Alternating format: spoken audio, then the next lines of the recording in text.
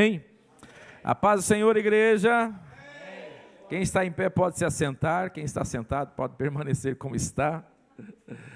Queridos, que bom, né? Mais uma tarde, hoje uma tarde diferente, para alguns inclusive uma tarde inusitada, né? Não consegue estar sempre, mas hoje que é feriado conseguiram estar presentes. Já para outros que às vezes estão sempre, aproveitaram o feriado para também dar uma esticada, né? E nós estamos aqui, indiferente da nossa agenda, estamos aqui para adorar a Deus, estamos na casa do Pai, amém, queridos? Então hoje estamos sobre uma nova perspectiva para um culto de campanha. A gente está tão acostumado, né, em culto de campanha, receba, faça isso, faça aquilo, mas o segredo começa por aqui, e o que Deus tem ministrado no nosso coração, nos últimos 40 dias, foi sobre obediência. Então nós vamos falar um pouquinho sobre o poder da obediência. Vamos lá todos juntos no 3, 1, 2, 3, o poder da obediência. Mais uma vez, o poder. Será que a gente conhece? Será que a gente sabe o poder que existe nisso? Será que a gente tem algo a aprender com essa expressão? Vamos deixar o Espírito Santo falar conosco? Porque são lições que quem tem que ministrar é o Espírito Santo. Então são 7 semanas, hoje começa a primeira semana, e eu te desafio a fazer uma campanha, quem sabe você nunca fez, né? Quem sabe você nunca fez na vida uma campanha para ser mais obediente. A gente está acostumado a fazer campanha para Deus abrir mais portas, para Deus abençoar mais, para receber mais bênção, né? E agora o desafio é ser mais obediente, na certeza de que esta é uma senha e uma chave para muita coisa que Deus quer derramar na nossa vida e a gente ainda não entendeu. Então já é um desafio pensar diferente, já é uma quebra de paradoxo, você pensar hoje em ir por outro caminho, aonde nós sabemos que todos nós queremos chegar. Queremos o sucesso da nossa família, queremos o sucesso em todas as áreas da nossa vida, e às vezes a pergunta é como alcançar. Então está aqui hoje uma das maiores senhas que Deus deixou para nós, o poder que há na obediência. Então, para começar sobre isso, queridos, eu quero que você abra sua Bíblia no Evangelho de João, no capítulo 14. E nós vamos ler alguns versículos aqui. Alguns versículos. E se você sair daqui só com o Evangelho de João no seu coração e colocar em prática isso, você não ganhou só uma tarde, um dia ou um culto, você ganhou uma história. Se essa passagem aqui, ela entrar no nosso coração como ela precisa entrar no nosso coração, a tua história nunca mais será a mesma. Nunca mais será a mesma. Lembrando que quem está falando aqui é Jesus, tá? Está chegando o momento da morte de Jesus, o momento em que ele está se oferecendo em sacrifício pela humanidade, e nesse momento ele está dando as últimas palavras aos seus discípulos. Então, se as últimas palavras de qualquer homem são palavras que a gente deva considerar, né? Alguns até acham que são as palavras mais importantes, são as últimas palavras, né, de alguém. E a gente às vezes gosta de dizer das últimas palavras do meu pai, as últimas palavras da minha mãe, a última palavra do Beltrano, do Ciclano. E hoje nós vamos ver aqui as últimas palavras do Filho de Deus. Então vamos prestar atenção aqui, porque nós estamos próximo do momento em que Jesus está se oferecendo em sacrifício, então há uma relevância importante aqui. Quem encontrou, diga amém. Quem não encontrou, diga misericórdia, ou diga escola bíblica. Todo domingo de manhã tem escola bíblica. Vamos lá. Não se turbe o coração de vocês. Joãozinho, me ajuda lá no som, lá, que eu acho que preciso de uma melhoria aqui no som, talvez até no retorno. Não se turbe o coração de vocês, creiam em Deus e creiam também em mim, Jesus falando. Então não fique com o coração de vocês perturbados. E aí ele dá a solução para isso, crer em Deus. E crer em Deus é crer também em Jesus. Aí ele diz por quê? Na casa de meu pai, para mim ficou tão bom aqui que eu não sei como é que ficou aí. Acho que estava faltando só o retorno para mim. Quem está lá atrás, está bom aí para vocês? Obrigado, querido. Na casa de meu pai, e eu queria que você, agora acho que subiu um pouco demais, está dando microfonia. Olha, eu queria que você prestasse atenção nessa expressão, porque não será a primeira vez que você vai ouvir essa. Olha como Jesus trata, ele diz, na casa do meu? Na casa de Deus, ele trata como o quê? Casa do meu? Pai. Olha que coisa linda. Preste atenção que você vai ver mais isso aqui. Na casa de meu pai há muitos aposentos, na versão NVI. Em outras versões diz há muitas moradas. Se não fosse assim, eu lhes teria dito. E aí ele diz, vou preparar-vos lugar. E se eu for e lhes preparar lugar, voltarei e vos levarei para mim, para que vocês estejam onde eu estiver. E se você não deu um glória a Deus, perdeu uma oportunidade maravilhosa. Você acabou de cantar isso aqui. Você acabou de cantar e de louvar isso aqui. Está chegando esse grande dia. Essa é a maior esperança da igreja. A maior esperança da igreja não é ter Ferrari, ter palácio, ter mansão, ter sucesso. Não é disso, não é fama. A maior esperança da igreja, o que mais anela o nosso coração, é nós morarmos com o Pai por toda a eternidade. Versículo 4, vocês conhecem o caminho para onde eu vou. Aí Tomé entrou em ação, né? Disse-lhe Tomé, Senhor, não sabemos onde vais, e como podemos saber o caminho? Jesus respondeu, eu sou o caminho, a verdade e a vida. Aleluia! As três grandes respostas da humanidade estão concentradas aqui. Ele não diz, eu sou um dos caminhos. O artigo aqui está sempre definido. Eu não sou uma verdade. Eu não sou uma vida, uma opção. Ele diz, eu sou o caminho, a verdade e a vida. Está definido. Fora dele não existem essas três expressões. Ninguém vai ao Pai a não ser por mim. Ou seja, voltamos à figura do Pai. Se vocês realmente me conhecem, conheceriam também o meu Pai. Olha o problema aí, ó. Se vocês me conhecem, deveriam conhecer o meu Pai. Agora fica o problema para nós. Será que a gente conhece?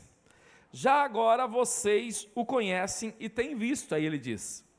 E disse Filipe, Senhor, mostra-nos o Pai, e isso nos basta. Jesus respondeu, vocês não me conhecem? Filipe, mesmo depois de eu ter estado com vocês durante tanto tempo, quem me vê, vê o Pai. A revelação do Pai aqui na terra é quem? Jesus. É através de Jesus que nós conhecemos Deus. Deus se revelou. O Verbo se fez carne. O Verbo se fez carne. Nós cantamos aqui Yeshua, e a gente usa dizer muitas vezes Yeshua Hamashia. O que é Yeshua Hamashia? Yeshua é Jesus. Hamashia, o Messias. Messias é o enviado de Deus, aquele que deveria ser enviado para salvar a humanidade. Então, quando nós cantamos aqui, nós cantamos Messias, mas cantamos Yeshua, nós estamos falando Jesus, o Messias. Então, o enviado de Deus. Então, eu estou tanto tempo com vocês e vocês não estão conhecendo o Pai através de mim, ele veio revelar o Pai. E aí ele diz, como você pode dizer, mostra-nos o Pai? Você não crê que eu estou no Pai e o Pai está em mim?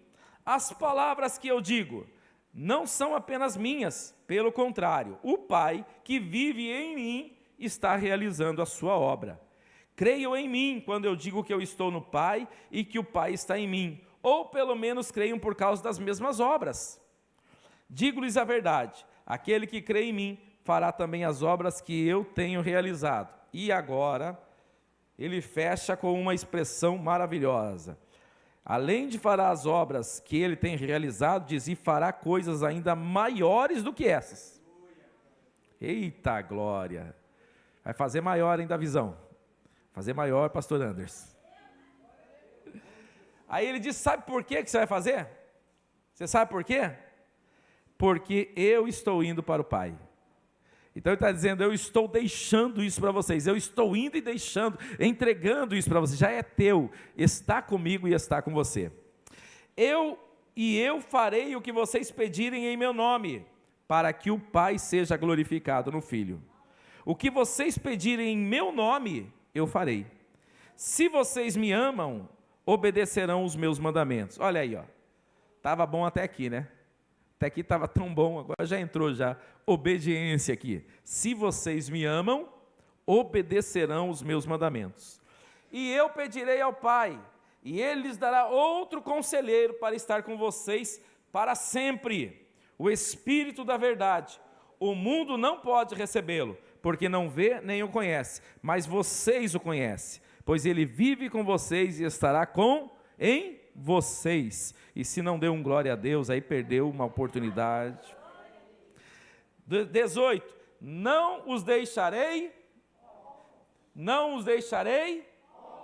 órfãos, voltarei para vocês.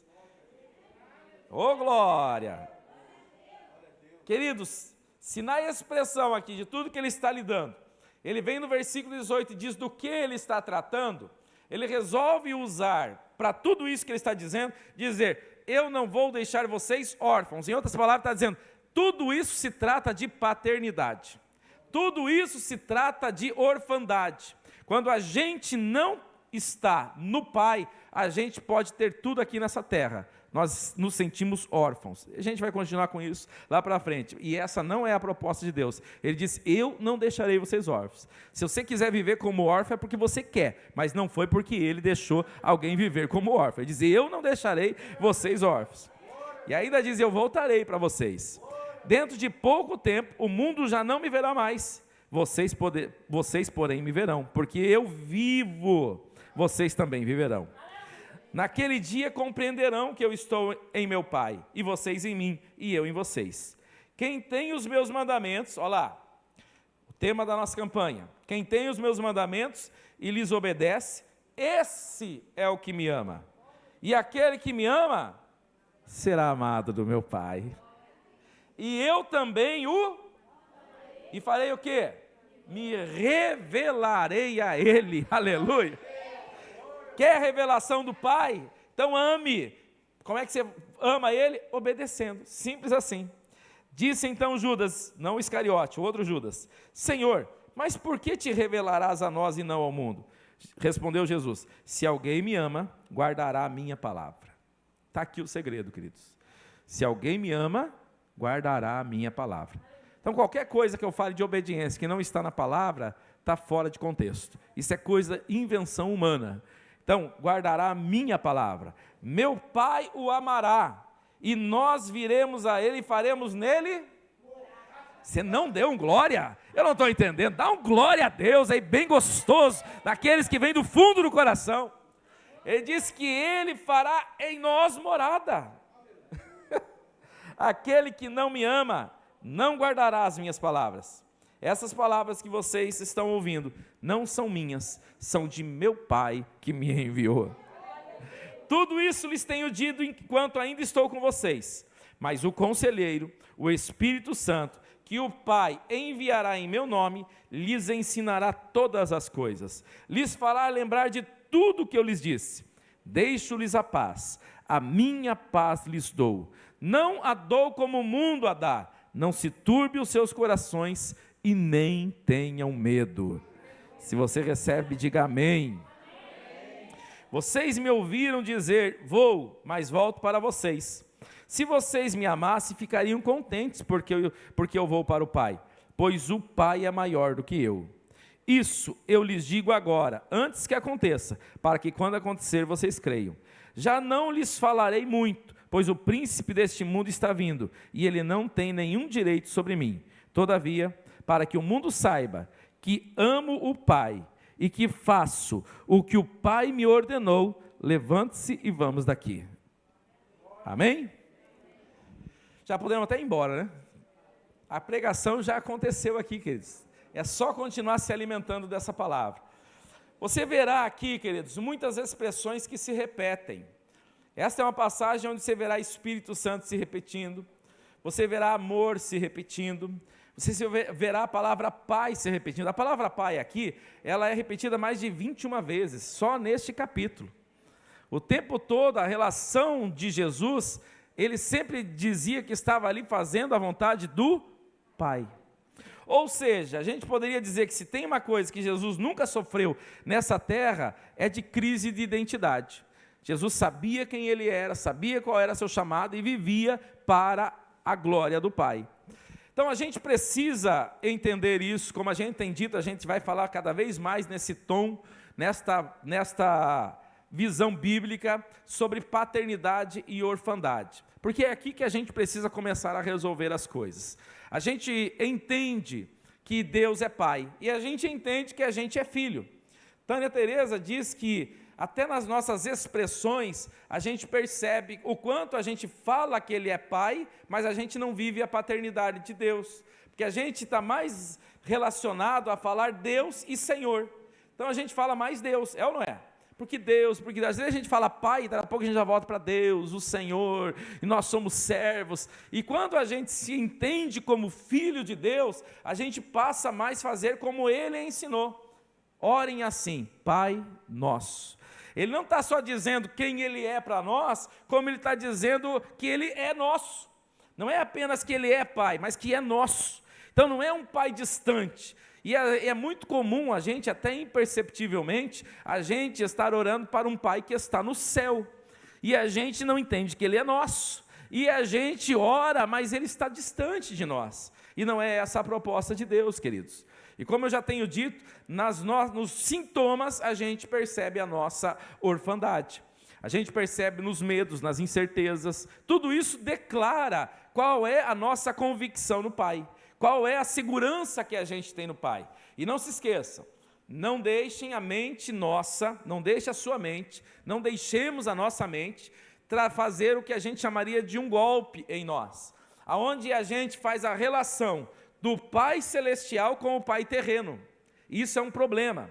Isso é um problema em dois níveis. Para aqueles que não tiveram uma boa referência de pai, às vezes essa palavra não é boa, e aí ele não vai ter uma boa relação quando a gente fala pai, ele vai pensar no pai terreno. E também é ruim para quem teve um pai excelente aqui na terra, que acha que o seu pai foi o melhor pai do mundo, pensa que a relação do seu pai é a relação de Deus, e a verdade é que Deus é infinitamente melhor do que qualquer pai terreno. O melhor pai dessa terra não chega na unha de Deus. Então a primeira coisa que a gente precisa estabelecer é isso. Quando a gente está falando da paternidade de Deus, não há parâmetro nessa terra de comparação. Há exemplos que a gente pode olhar talvez para a paternidade do Davizão e falar, pô, o Davizão é um bom pai, ó, ele é presente, ele é isso, ele é aquilo. Então ele pode ter uns lampejos ali, né, que a gente pode tirar de bons exemplos, mas não chega perto da paternidade de Deus. Amém, queridos? Então não vamos deixar a mente nos trazer esse tipo de referência. O que a gente pode tentar fazer, porque a gente não vai alcançar, a gente pode tentar criar a figura ideal de pai. Isso a gente pode fazer.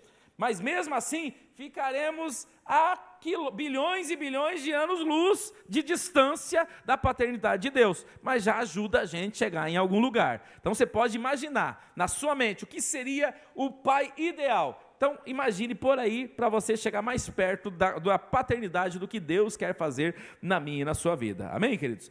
Mas Jesus já tem isso, exalando dele o tempo todo. Então, ele está dizendo, olha, na casa do meu Pai. Então, não é só a casa de Deus, não é o que Deus está preparando. Ele está dizendo, tudo começa quando ele está dizendo, não se turbe o vosso coração. E se eu aqui estou fazendo algo para dizer para vocês que o meu Pai está preparando moradas.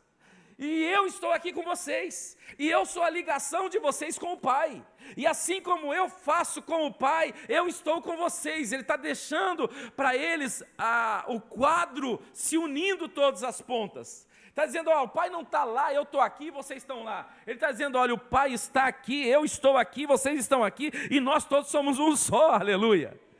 Deus está aproximando a ideia de nós. É a gente que distancia, o Pai está lá, você está aqui, e eu um dia chegarei em algum lugar. Isso já é o sentimento de algum tipo de orfandade em nós, que a gente não recebe a paternidade do Pai.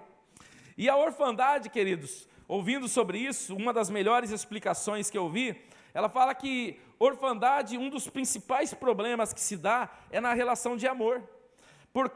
Todo órfão tem problema de amor. Porque ele não teve o amor da paternidade. Ele vai tentar criar mecanismos de defesa a vida toda. Por isso que ele vai usar algumas coisas da vida excessivamente. E às vezes até se destruindo com isso, para tentar se provar para os outros. Porque ele não teve isso dentro da sua casa. Então, queridos, se a gente não entende isso, a gente está fazendo isso. A gente pratica isso, a gente diz que Deus é o nosso Pai, mas a gente quer, de alguma maneira, vender para Deus a ideia de que a gente é top de linha, que a gente é bom.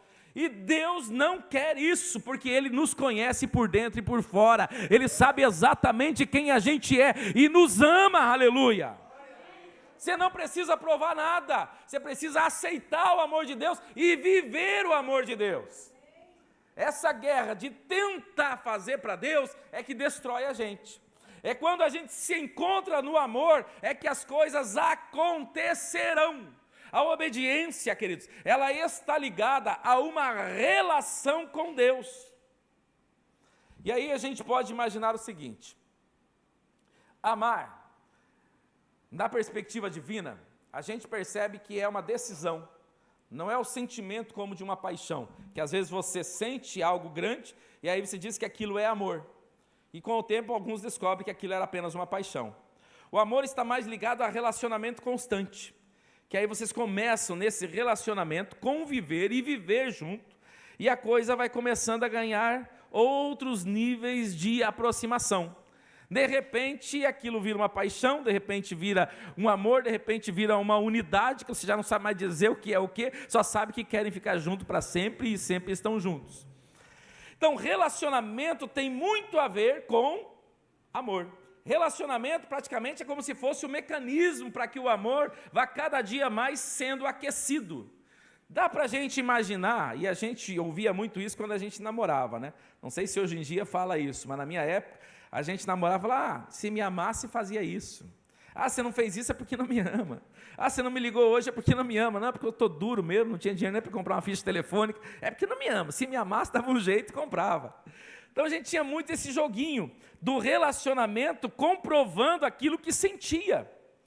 E esse relacionamento é fruto de uma expressão. É uma expressão, queridos, que ela vai acontecer do meu dia a dia com Deus. Quanto mais eu leio a palavra, quanto mais eu oro, quanto mais eu congrego, quanto mais eu louvo, quanto mais eu pratico a palavra de Deus, mais eu vou fazer com que esse amor comece a ser vivo dentro de mim. E essas coisas de evangelho, elas são bonitas quando a gente ouve, mas elas são maravilhosas quando a gente pratica. É bonito ouvir as coisas do evangelho, mas coloque em prática para você ver se isso não vai te pegar pelo coração, e você vai falar, eu amo praticar a palavra de Deus. É bonito ouvir, mas muito melhor é praticar. E esse é o grande desafio da vida do cristão, não ficar só no falar, a gente precisa colocar em prática. E é disso que ele vai tratar aqui o tempo todo. Então a obediência que nós veremos aqui, ela vem de um relacionamento, e Jesus está querendo estabelecer isso. Ele já começa então o capítulo 14 falando sobre isso. Não se turbe o coração de vocês, não se preocupe, não se atemorize, não tenham medo. E aí ele diz, por que não ter medo? Porque eu estou indo para a casa do meu pai, mas estou indo para lá para preparar morada para vocês. Eu vou, mas eu volto, aleluia. Então é no relacionamento que ele quer que a gente resolva os nossos medos. É no relacionamento que ele quer que a gente entenda que a vida não é simplesmente conquistar as coisas aqui nessa terra. E é aqui, queridos, que a gente poderia dizer o seguinte, o que Jesus também está dizendo para nós de solução é um grande problema. Porque se ele está dizendo que a solução é a gente entender que ele está indo para o Pai e vai preparar a morada e que ele vai voltar, essa é a solução, então quem não entende isso tem o que dentro de si? Um vazio. Para onde que eu vou? O que será da minha vida? O que será do meu amanhã? As inseguranças e os medos estão aterrorizando quem não entende que tem um Pai, que o Pai está preparando morada, que o Pai vai voltar, que existe uma eternidade e que ela é logo ali, aleluia. Então quem compreende isso é alívio, quem não compreende isso é terror. É uma alma procurando sentido na vida. Então Jesus está dando aqui direção, Jesus está dizendo para eles, olha, vocês se resolvem nesta equação, estou indo preparar a morada e vou voltar para vocês. Aí a conversa muda, porque daí Tomé diz assim, mas como assim? Nós nem sabemos para onde você vai, como a gente vai saber, como que a gente vai saber o que a gente tem que fazer? E Jesus agora vai mudar a conversa a partir do versículo de número 7, queridos. Versículo 7. Se vocês realmente me conhecessem, conheceriam também o meu Pai. Já agora vocês o conhecem e o têm visto. Então, o que Jesus está dizendo aqui para eles é que aquilo que ele vinha fazendo não fazia de si mesmo. Ele está dizendo: o que eu faço foi porque o Pai mandou eu fazer. Então, ele também está mostrando o que a gente já falou agora há pouco, essa identidade ligada do Pai e do Filho. Ele está ali para revelar o Pai. Então, quando eles olhavam as obras de Jesus, eles olhavam vendo o quê? Obras lindas, maravilhosas, grandes sinais, maravilhas, milagres, coisas boas, legais. Mas eles não identificavam Deus, nem tampouco o Pai. E isso é muito triste. Quando Deus está agindo e a gente não está vendo. Quando Deus está fazendo, mas a gente ainda está procurando. Porque o que Tomé, de certa forma, está dizendo, mostra-nos o Pai, e Jesus diz para ele assim: como assim? Eu estou com vocês há tanto tempo. Queridos, se existe um momento onde a gente descobre a nossa orfandade, é quando as lutas vêm. É nessa hora que a gente pergunta: onde está Deus? O que está acontecendo? Meu Deus do céu, cadê? Por que eu estou passando por isso? É aí que a gente descobre que a gente é mais órfão do que a gente imagina. Ali a gente deveria ter segurança de que o Pai jamais nos deixará. Mas no momento da tribulação, irmão, o que eu mais vejo é crente, como eu inclusive, vinha aquelas perguntinhas na mente, né? Por que, Senhor? O que está acontecendo? Cadê Deus? Por que Deus não me responde? Quanto tempo que eu estou clamando? Quantas orações? Isso é um espírito de orfandade. Se a gente entende que a gente é filho do Pai, que é o Pai dos céus, e que Ele é presente, e que Ele nunca nos abandona, mesmo no meio das lutas, pega o seu travesseiro, reclina a tua cabeça, e tenha paz no teu sono, porque Ele é contigo, aleluia! Isso não está ligado a resultado, isso está ligado a você ter relacionamento. Você pode passar alguma situação difícil? Pode, mas fica tranquilo que o Pai é contigo. Ele não te abandona, Ele não te deixa. Você não é uma pessoa largada no mundo, você é filho e filha de Deus, aleluia! Oh, glória! Primeira lição, queridos, que eu quero deixar aqui para vocês, aqui dessas expressões que a gente leu. Versículo 15 diz: se vocês me amam, obedecerão os meus mandamentos. Então a primeira coisa que a gente aprende aqui, queridos, é que amar a Deus e obedecer é um jeito de vida, é uma cultura do reino. Se vocês me amam, obedecem.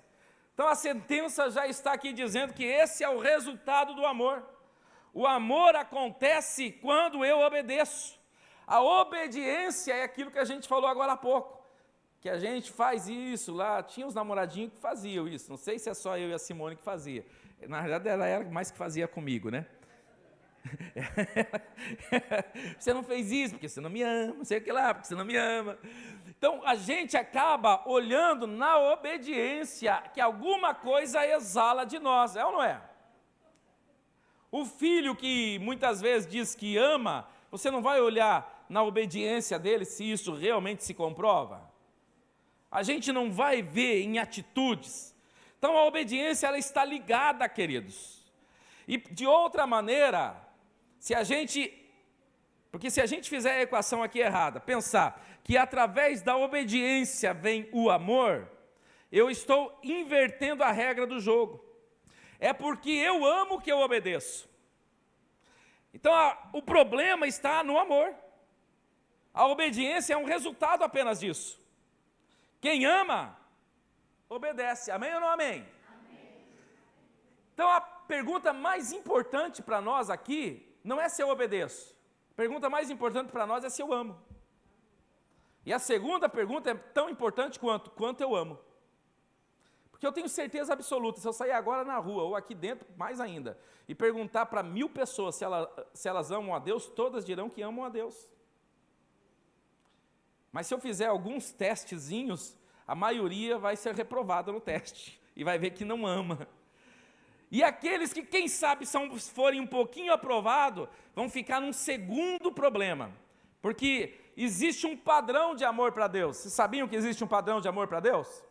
É amá-lo de toda a nossa força, acima de todas as coisas, de toda a nossa alma, de todo o nosso entendimento. Você sabia disso? Claro que sabia, né? Todos nós sabemos disso. Então também existe um nível, não é só amar, é amar como nós devemos esse amor para Deus.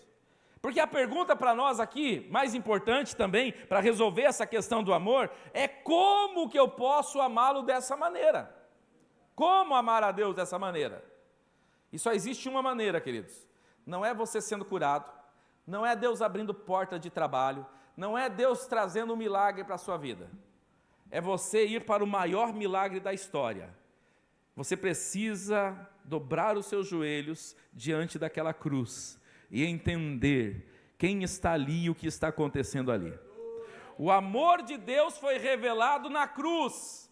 Deus amou o mundo de tal maneira que deu o seu único filho, para que todo aquele que nele crer não pereça, mas tenha a vida eterna, aleluia.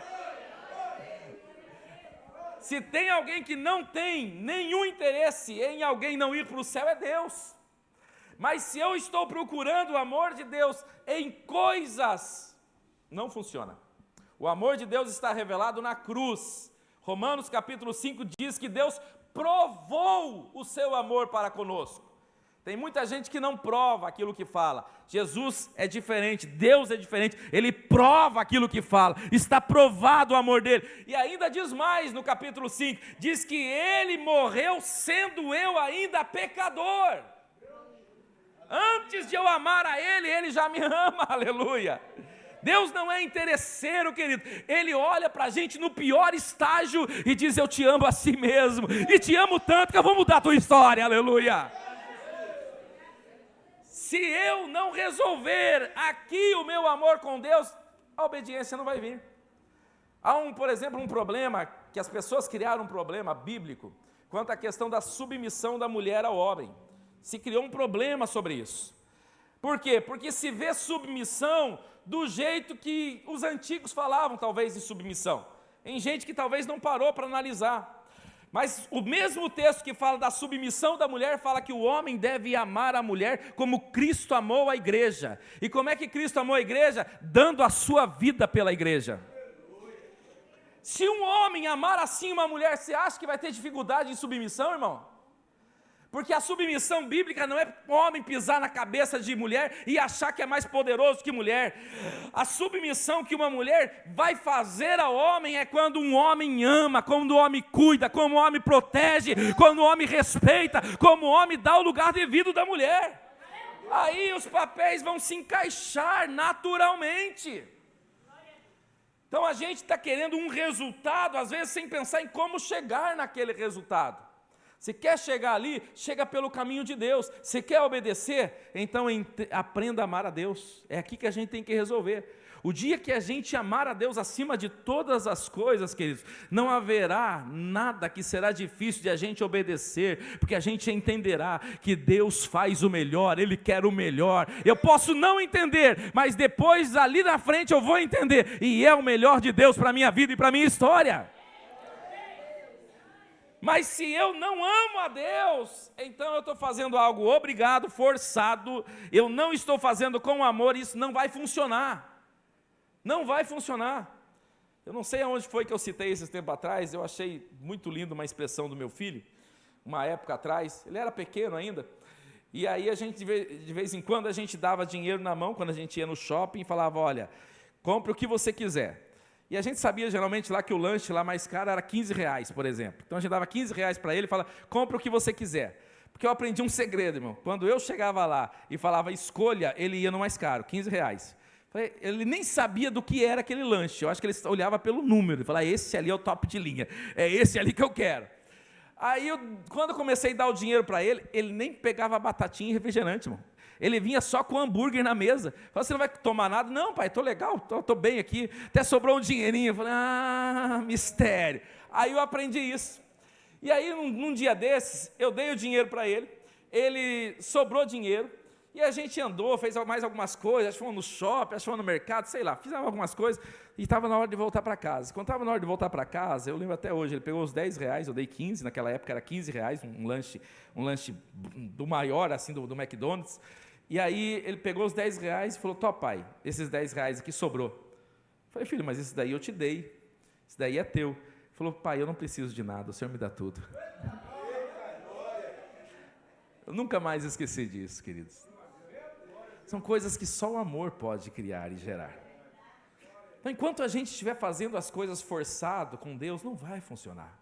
A gente precisa aprender a amá-lo. E aí a obediência vai fluir.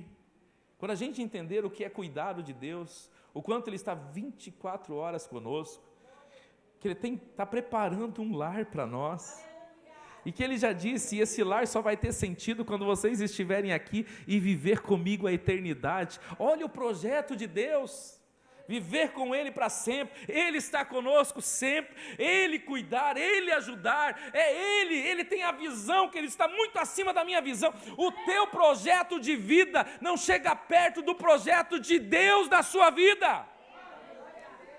Faça o melhor projeto para a sua vida na sua mente, não chega perto do que Deus tem desenhado para a tua história. A melhor coisa que você pode fazer é falar assim, eu estou rasgando o meu projeto e pedindo que o teu projeto seja feito na minha vida. Faz a tua vontade na minha vida, Senhor. Aleluia. Só o amor pode gerar isso, queridos. É aí que você chega falando. Aí eu falei a semana passada, quando eu comecei a ouvir essas mensagens sobre a paternidade de Deus, e Deus começou a me pegar de uma maneira diferente. De repente eu estava andando, olhando para as coisas e dizendo assim, é tudo do meu pai. Posso não ter um centavo no meu bolso, esse prédio é do meu pai, todos esses carros que estão aqui na frente é do meu pai, aquele oceano é do meu pai, aquela montanha é do meu pai. Visite o mundo com a sua imaginação, é tudo teu porque é do teu pai, você é herdeiro de Deus, aleluia. Para de ficar falando que você não tem um centavo no bolso. A realidade é que você é herdeiro de tudo. Aleluia! Isso vai mudar a tua qualidade de vida. Vai mudar o teu posicionamento. Quando você entra, quando você pisa, quando você for fazer alguma coisa.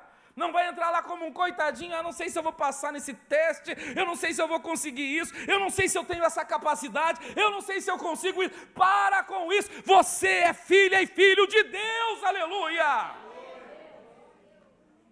E Deus vai começar a gerar isso cada vez mais no meu e no seu coração. Então, em primeiro lugar, queridos, obediência é uma questão de cultura do reino, e a gente resolve isso através de aprender a amar a Deus.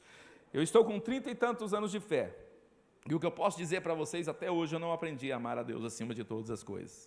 Tenho aprendido, e glória a Deus, muitas vezes o Senhor tem me dado vitória, e eu amo Ele acima de algumas coisas. Tenho percebido isso. Esse ano, por exemplo, eu te fiz um propósito de não assistir jogo do Flamengo.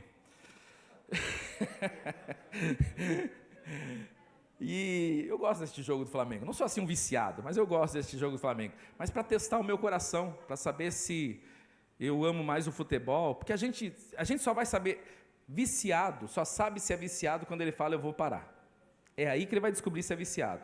Antes disso ele vai ficar o tempo todo dizendo, não, eu domino, eu paro a hora que eu quiser. Mentira, tente parar, e aí você vai descobrir se isso é um vício ou se não é um vício, e os viciados não herdarão o reino dos céus. Sabe por que viciado não vai herdar o reino dos céus, queridos? Porque viciado é dominado, e dominado é contra um princípio de Deus. Qual foi o princípio que Deus fez quando Ele criou o homem? Dominai a terra. Está sobre mim e sobre você uma sentença divina, o domínio está sobre mim e você. Foi Deus que profetizou, não foi profeta nenhum. Está em você e em mim, aleluia. Então, ser dominado significa que tem uma outra pessoa dominando a minha e a sua vida. Por isso que o vício não nos domina. Você tem toda a capacidade de vencer em Cristo Jesus. Em primeiro lugar, isso é uma questão então de cultura do reino, queridos. Em segundo lugar, versículo 21, quem tem os meus mandamentos lhes obedece, Esse é o que me ama. Aquele que me ama será amado do meu Pai. Eu também o amarei e me revelarei, ou me manifestarei a ele. Isso significa que esse nível de obediência é viver uma vida mais profunda com Deus. É quando você não quer apenas as bênçãos de Deus. Querido, se tem uma coisa que eu fico feliz, imagina o quanto Deus fica feliz então, se até eu me alegro. É quando eu vejo gente que não está interessado só nas bênçãos de Deus, mas que está interessado no Deus das bênçãos.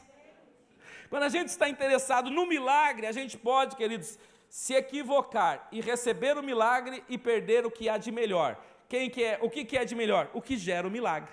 O que é melhor para você? Receber a bênção ou ter na sua vida aquele que faz a bênção?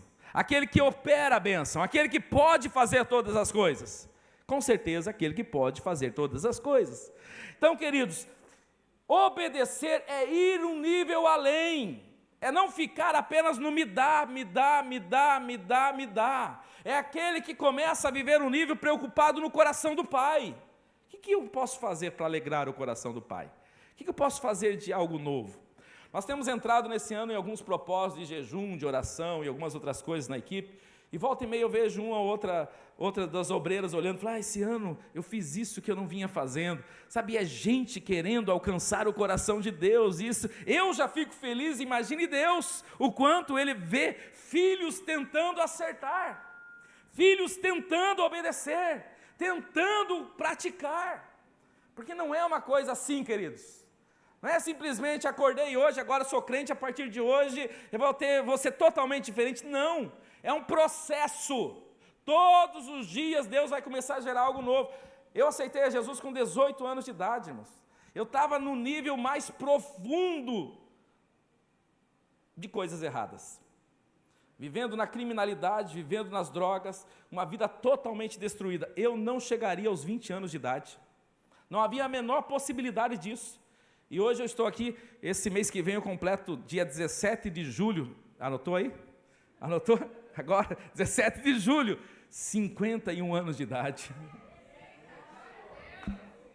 E Deus já me fez empresário, Deus me deu uma família maravilhosa, mas eu não chegaria aos 20 anos de idade. De repente, em algum momento, Deus começou o processo na minha vida. Eu lembro que eu falava só na gíria, usava Billabong, Quicksilver, essas marcas que naquela época eram as marcas da moda. E de repente, daqui a pouco eu estava de terno e gravata na igreja e nunca ninguém falou para mim colocar um terno e uma gravata, irmãos. E não quero dizer que isso é ser crente ou não ser crente. Para mim era tão radical aquilo. Eu lembro eu falando para algumas pessoas, o dia que alguém chegar para mim e falar para mandar eu colocar uma gravata, porque isso há 30 e tantos anos atrás era normal, você não tinha muita igreja assim desse modelo, então toda igreja era comum, ainda mais no sul, ter terno, gravata, paletó, isso aí era quase que se você entrar aqui dentro sem um terno e uma gravata, parece que até olhavam para você estranho, e eu falava, o dia que alguém falar para mim colocar uma gravata, eu nunca mais piso dentro de uma igreja. Uns dias depois estava eu indo lá comprar uma gravatinha de crochê, aquelas gravatinhas de crochê assim, e eu achava que eu estava abafando com aquela gravata, mas quem que falou isso? É o Espírito Santo, começou algo novo, minha fala mudou, as minhas gírias foram desaparecendo, Deus começou a gerar sonhos no meu coração, já comecei a imaginar uma família, já comecei a querer trabalhar, e as coisas vão gerando, é um processo que Deus vai construindo em nós. De você parte o desejo de obedecer e dizer, eu não quero apenas as bênçãos, eu quero o coração do Pai, eu quero chegar mais perto do Pai, porque eu vim do Pai, aleluia. Quando Paulo fala aos romanos, Paulo dizendo aos romanos, ele dá para nós uma senha maravilhosa e um problema grandioso, um problema irremediável. A senha maravilhosa, ele diz que o Espírito colocou dentro de nós, o Espírito que clama, Abba Pai. Isso é maravilhoso ou não é? Nós, dentro de nós, temos um Espírito que clama, Abba Pai. Lembra quando ele criou o homem? Ele soprou em nós o fôlego de vida. É o Espírito dele que habita em nós. E esse Espírito clama, Abba Pai. Abba significa paizinho. E alguns tradutores dizem que é baba. É como se estivesse quase falando pai. Papá, ele não consegue falar papai, ele fala Abba. Então, Abba Pai, esse Espírito está dentro de nós clamando. Sabe o que é clamor, irmãos? É algo desesperado que está ali dentro clamando pelo Pai. e está dentro de nós. Isso é uma solução por um lado, sim, porque nós reconhecemos a nossa paternidade em Deus, mas isso é um grande problema para quem não vive essa paternidade. Então nós vamos viver o tempo todo tentando resolver a paternidade em coisas dessa vida, como eu, tentando nas drogas, tentando na prostituição, no crime, etc, etc, etc. Quando eu me realizei no Pai, aleluia, quando eu me encontrei com o Pai, não tem bebida, não tem droga, não tem nada que este mundo oferece que se compare com a nossa paternidade resolvida no Pai, aleluia, aleluia. Então o que a gente precisa entender que dentro de nós tem um problema que só tem solução nele. Você vai procurar nesse mundo por todo lugar. A fama não dá isso, o poder não dá isso, nada dá isso, nada. Se eu não era, na minha época, o principal do bairro dos cabeças, eu estava ali entre os 2, 3 principais. Então, poder e fama é o que eu mais tinha naquela época, irmãos. Mas aquilo não preenchia o vazio que tinha dentro de mim, porque dentro de nós tem um vazio que só cabe Deus. É o lugar exatamente de Deus, e está clamando pelo Pai. É como um órfão desejando conhecer o Pai dele, querendo saber por quê, aonde está o Pai, por que ele não está aqui perto de mim. Isso está aqui clamando dentro de nós, e a gente tenta resolver isso com coisas lá fora. Não vai resolver, o vazio só vai aumentar. E isso vai continuar gritando dentro de nós: Pai, cadê você, Pai? Pai, eu preciso de você, Pai. Pai, me ajuda. Pai, eu quero a Tua presença. Pai, o que eu preciso fazer para Te encontrar? Pai, o que eu preciso fazer para Te achar? Pai, o que eu preciso fazer para sentir a Tua presença?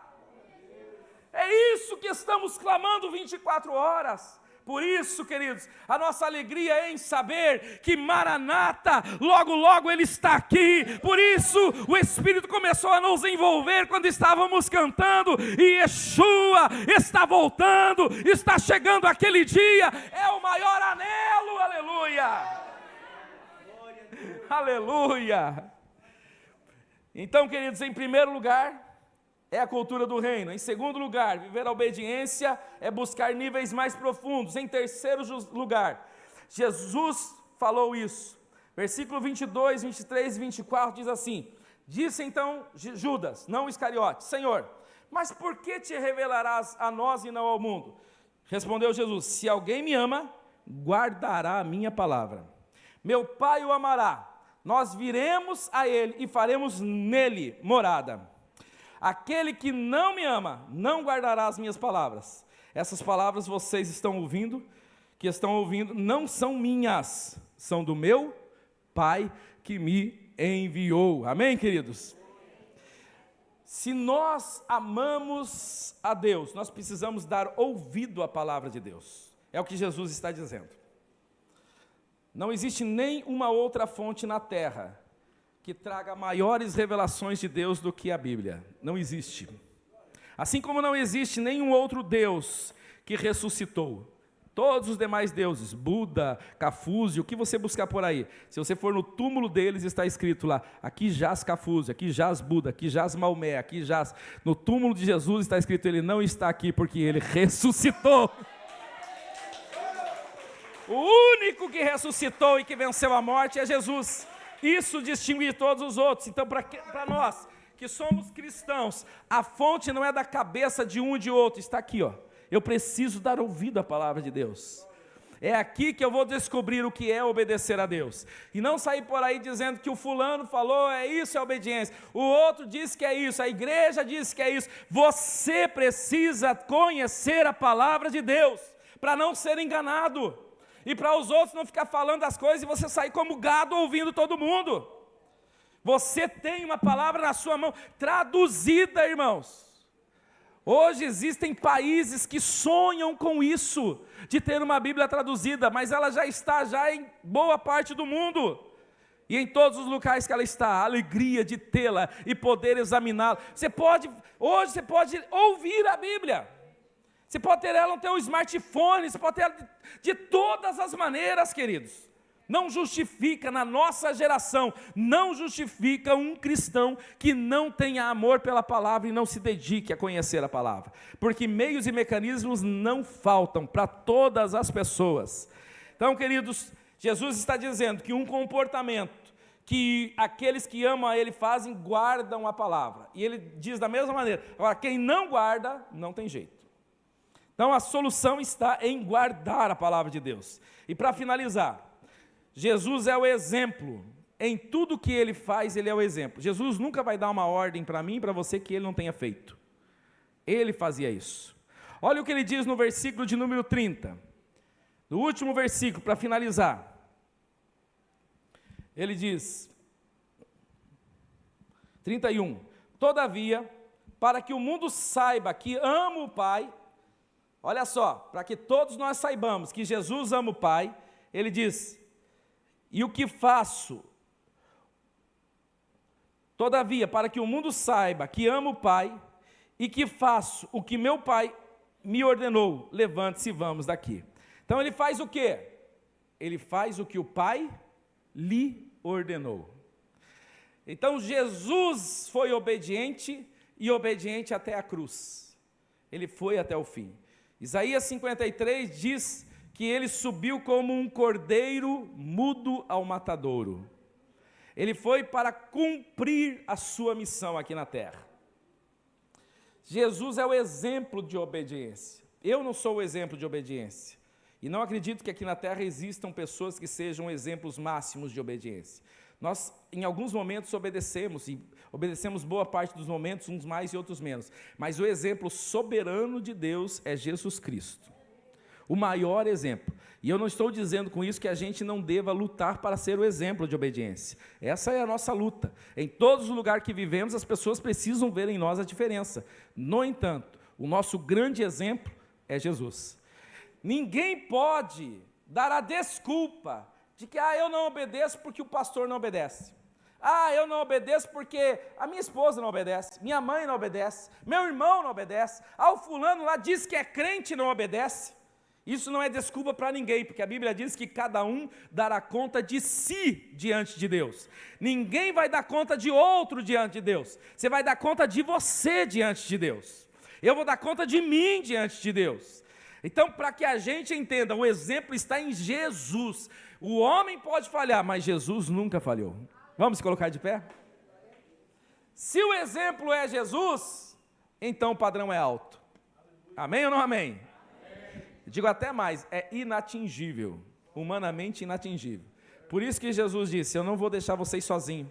Lembra que nós reforçamos, eu não deixarei vocês órfãos. Eu não vou deixar vocês sozinhos. Então, se nós vivemos como órfãos, é porque queremos. Ele disse, eu não vou deixar vocês órfãos, eu vou resolver a orfandade de vocês. Como que o Senhor vai resolver a nossa orfandade? Eu vou deixar o Espírito Santo com vocês. Ele vai morar dentro de vocês. Ele vai ensinar todas as coisas. Ele vai ajudar em todas as coisas. Se você está vivendo a sua capacidade, você está vivendo a sua orfandade. Se você está vivendo a sua capacidade em Deus, então você está vivendo o que Deus planejou para você. Você não é órfão. Você é filha, você é filho de Deus. Não, mas eu não consigo. Deus sabe disso. Por isso que Ele disse, eu não vou deixar você sozinho. Tem uma fala acho que é da Tânia Teresa, se eu não estiver enganado, acho que é a Tânia Teresa, que ela faz um exemplo lindo sobre isso. Ela ouviu de um pastor, que foi chamado para dar uma palavra rápida, e ele deu uma palavra rápida dizendo o seguinte, pense em Jesus subindo no céu, chegando lá e dizendo, completei a obra, agora a obra vai continuar na terra. E os anjos chegam para Jesus e dizem, Jesus, coisa linda, o Senhor fez uma coisa maravilhosa, mas foi Edmeia Willer, que diz, ela diz, a obra vai ser continuada, e como é que vai ser essa continuação da obra? Essa obra agora vai ser continuada pelos discípulos. Aí eles começam a coçar a cabeça, pelos discípulos? Então, pelos discípulos? Pelos discípulos. Quem que vai fazer essa obra? Serão as pessoas que vão fazer essa obra. Mas Senhor, as pessoas? E aí Jesus diz, mas o meu Espírito estará com eles. Eles não vão ficar sozinhos. Aí os anjos dizem, agora sim, aí vai dar certo. Se fosse na nossa força, queridos, não ia dar certo. Na minha capacidade, com 18 anos, eu nunca teria aceitado Jesus, nunca teria tido transformação, porque as portas lá fora são para corromper, para ser ruim e piorar, e ser pior ainda, e assim vai. Mas em Cristo nós podemos ser uma nova criatura. 2 Coríntios 5,17, todo aquele que está em Cristo é uma nova criatura, as coisas velhas são passadas, e eis que tudo se faz novo, aleluia. Tudo, essa é a proposta de Deus, tudo se fazer novo, tudo é muita coisa, né? E eu posso dizer que se eu não vivi o tudo, quem me conheceu e me conhece hoje diz, quem te viu e quem te vê, Deus pode. Eu não posso, mas Deus pode. Você não pode, mas Deus pode. E para isso Ele deixou o Espírito Santo para mim e para você. Eu quero fazer um convite a você, um apelo, um confronto, um desafio, como se quiser ouvir. Mas eu quero que você ouça bem o que eu vou falar aqui agora. Porque eu não vou chamar você aqui para receber nenhuma bênção. Se você entendeu o que eu falei aqui hoje, eu não preciso fazer isso. Mas se você entendeu, eu quero orar por pessoas que querem melhorar a sua obediência a Deus. Você tem coragem de sair do seu banco e vir aqui na frente num apelo desse? Então saia do seu lugar e vem aqui. Eu quero orar por você. E quero orar com você, porque eu também preciso disso. Todos os dias. Todos os dias.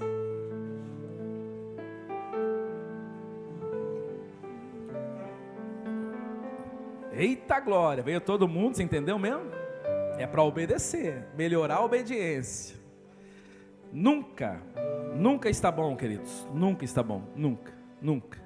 Aqui na terra não, vai começar a ficar bom quando a gente for arrebatado, porque aí a Bíblia diz que esse corpo corruptível será transformado num corpo incorruptível. Então por enquanto essa carcaça aqui não ajuda muito, mas a gente pode melhorar todos os dias. E aí quando nós recebermos aquele corpo que é incorruptível, aí sim, aí mudou, o nível é outro. Aqui nós lutamos contra a carne, contra o diabo, contra os desejos nossos. Mas você não está sozinho, você não é órfão. Diga para quem está do seu lado, você não é órfão.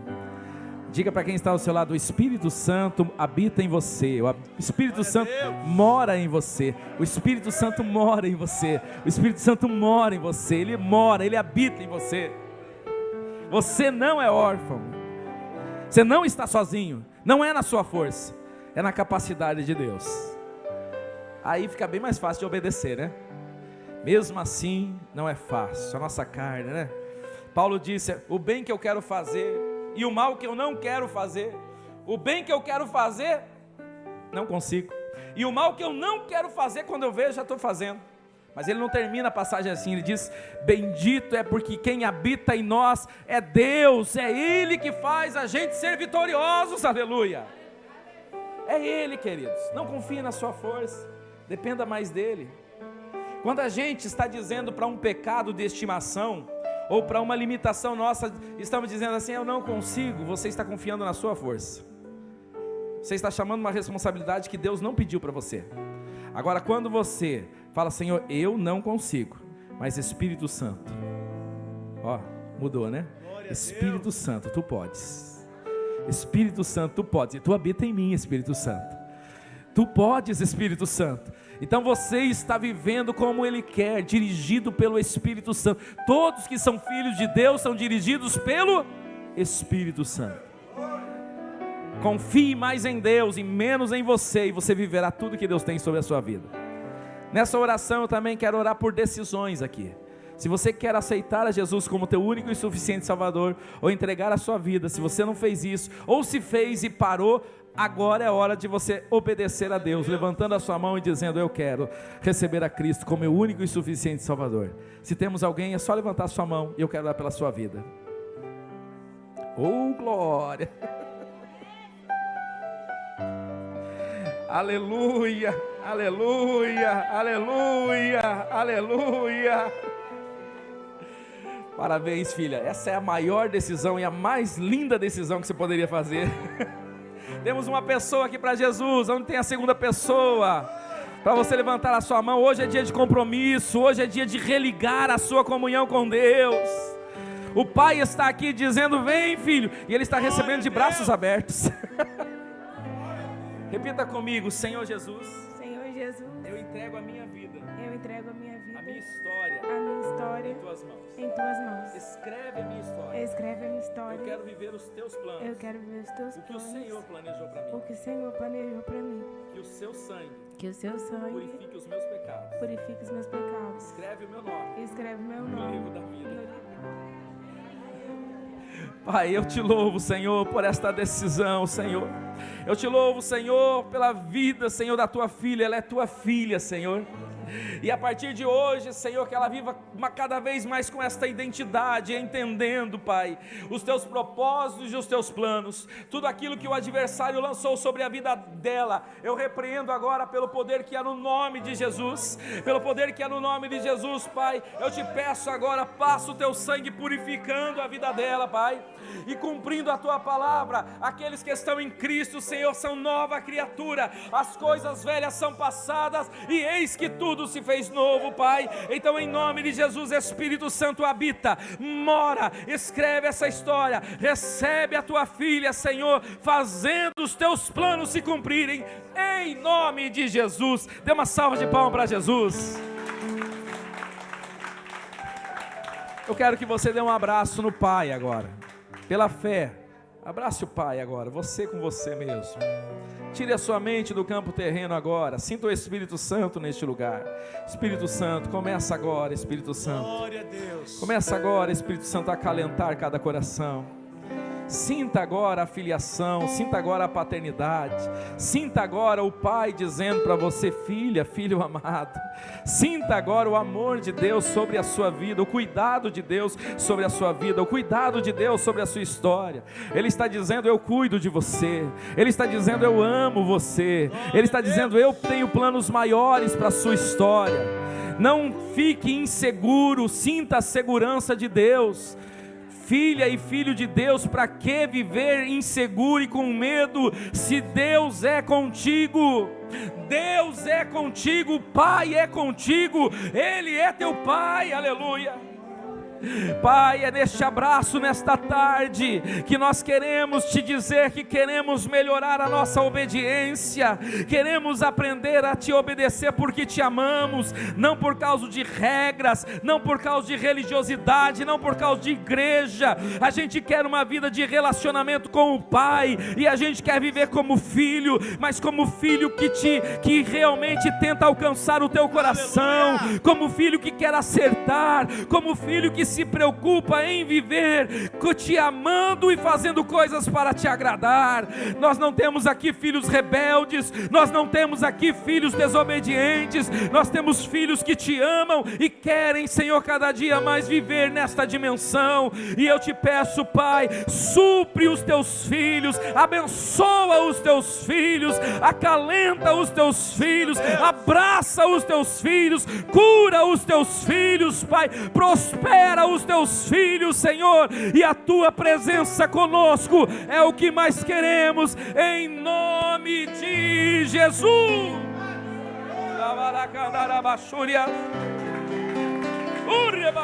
Faz um tempo que você não ouve a minha voz.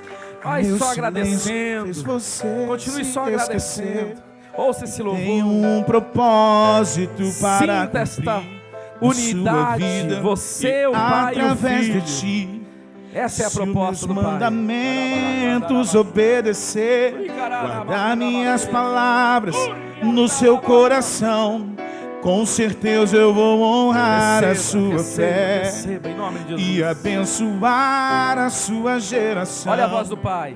Filho, eu vou honrar a sua descendência. Aleluia. Onde colocar as mãos Receba em prosperarei. nome de Jesus. A sua casa será uma Receba em nome referência de Jesus. e todos saberão que eu te Receba em nome de abençoei. Jesus.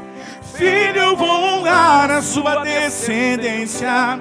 Receba Onde colocar em nome as de mãos Jesus. prosperarei. Receba. A sua casa será uma referência Aleluia. e todos saberão que eu te abençoei. Diga amém, eu recebo. Eu farei diga amém, eu além do que recebo. você sonhou. Eu recebo. Aquilo que em ainda nome nem de Jesus, chegou ao coração. liga essas palavras no seu coração. E nem precisará correr atrás de mim. Olha aí, ó. Aonde você As for, elas te bênçãos seguirão. te seguirão. Elas te seguirão. Eu sou Deus que abençoa sua geração. Olha aí, ó. Não deixarei tua descendência mendigar o pão. Tenho aliança com você e ninguém vai quebrar. Pode pisar teu pé, que eu vou onde você vai herdar. Sou Deus que abençoa sua geração. Não deixarei tua descendência mendigar o pão. Tenho aliança com você e ninguém vai quebrar. Receba. Pode pisar teu pé, que você vai herdar aquilo que eu tenho com você. Espírito de Deus. Aquilo que eu tenho Em com nome você. de Jesus. Aquilo que eu tenho com você. Ninguém vai apagar, ninguém pode deter. Filho, eu vou honrar a sua descendência. Onde colocar as mãos prosperarei. A tua Nós casa recebemos isso aqui será nessa uma tarde, referência. E todos saberão que eu te abençoei. Filho, eu vou honrar a sua descendência. Onde colocar as mãos prosperarei. Receba. A sua casa será uma referência. E todos saberão que eu te Receba em nome de Jesus. abençoei. Você entendeu o que foi cantado aqui, queridos? Deixa eu dizer uma coisa. Nós estamos numa sociedade tão líquida que ela só se preocupa com o hoje e com o agora. Deus nunca olha dessa maneira. Deus está olhando os seus filhos, seus netos, seus bisnetos, seus trinetos. Deus está olhando as suas próximas gerações. Deus não está preocupado com a tua vitória de hoje apenas. Deus está preocupado com a tua história e com aqueles que virão descendentes de você. É assim que Deus pensa. Deus não é imediatista. Deus pensa em história. E o que Ele está fazendo na sua vida? Ele está ajustando a sua história. Oh, glória a Deus. Ah, mas eu quero isso hoje. Não se trata do hoje, se trata de hoje, de amanhã, do seu futuro e daqueles que virão através do que Deus está fazendo na sua vida. Senhor, nós te louvamos por tudo que tu fizeste aqui nesta tarde. Obrigado, Jesus. Saímos daqui como filhos obedientes e queremos viver isso, Senhor, para que esta sociedade saiba o que é ter um pai que nos ama e um pai que cuida de nós. Que esta seja a nossa identidade diária, Pai. Que o grande amor de Deus, que a graça de nosso Senhor e Salvador Jesus Cristo e as consolações do Espírito Santo reinem e habitem em cada coração. Quem concorda e acredita, fala o quê? Amém. Deus te abençoe em Cristo Jesus. Cumprimente seu irmão, diga que bom que você veio, volte mais vezes. Traga alguém com você a semana que vem. É só o primeiro elo. Aleluia. Se colocar as mãos prosperarei. A sua casa será uma referência. E todos saberão que eu te abençoei.